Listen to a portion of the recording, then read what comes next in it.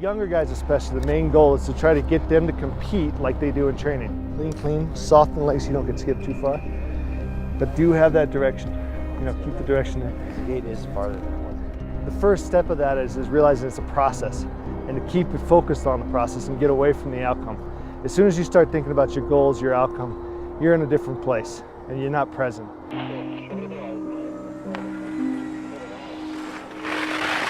55.7 plus 1.46. I would focus on first and foremost is balance. Balance, balance, balance. And if all you did was balance through the whole winter, you would make a much better skier. A skier who can have fun in any kind of terrain, any kind of course, GS, slalom, even speed. So balance is where I would really start, and I would just... One thing that we do always go back to is just basic balance and position. And you know, to me, that's just where are you standing on your skis, both fore, aft, laterally, that you can, you know, always move from. You can always be athletic. Is athletic skiing and fun in skiing. And in order to have fun in skiing, you have to be athletic and be able to move on your skis. And I think being able to do all kinds of skiing, bump skiing, short turns, long turns, GS turns, curl, even at a young age, I think that's most important. And when I say doing athletic things on skis, it's leading to good technique for later. And the things that I look for is balance on their skis. And in terms of balance, are their ankles flexed? Are both ankles flexed? Are they using their ankles? And once you're using your ankles, then you can be athletic on your skis. Weight transfer, active weight transfer, and ability to use your feet independently. What is balance? Balance is at any point he or she can move in any way he or she wants. So if I'm in balance, at any point in the turn I could jump. I could go from my outside ski to my inside ski, or my inside ski to my outside ski. I could get to the tip or the tail, or I could counter or rotate, whatever I need, because I'm in balance. In balance, you're in control to do what you want. So I would really just focus on balance as the mainstay. Have fun doing it. A good tip for being fore-aft balance would be having your hips high enough. That way you can be up over your skis and you feel good shin pressure on your boot. That way you can really feel like you're in a solid position, but you can also really feel the tip as well. When I think about creating tip pressure, I really think about hinging forward at my ankles and really pressing into the front of the boot and flexing the boot and then just rolling in edge to edge, and that will help me engage the tips.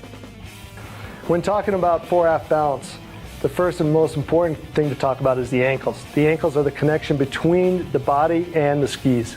The ankles need to be flexed, and if we can maintain that ankle flexion at all time in both legs, we're going to be really key to fore-aft balance for me is to try not to stay in one position, because skiing is such a fluid sport. You're always moving, and if you become static with your fore-aft balance, then the rest of your turn is going to be static. So it's really important to be able to be forward at the top of the turn and then use not the tails of your skis, but let your skis kind of shoot out from under you a little bit, and just try to play with the entire ski, because you have a whole ski for a reason. You want to use the whole thing as a tool, and if you can use the tip to tail perfectly and be in balance, then you're going to have a faster turn. But it's hard to do, but I always found it harder to try to stay in one position and be really stiff, because then I couldn't use fluidity to help me be faster. So whether you're in a turn or you're in a flat or you're going over a roll, balance to me is you could do a jump from where you are at any point in a course or in free skiing. It includes stance too. In slalom, when you're watching the winning runs, really look at the top guys and how they are keeping their upper body stable and where their hip position is relative to their feet. That is key. When I really see the best guys, they have their hips over their feet from the apex of the turn. And that right there allows them to be so much more powerful in every single turn. And also, if they get shot back, it's just a little bit. It's just for a microsecond, and they're able to get right back in balance.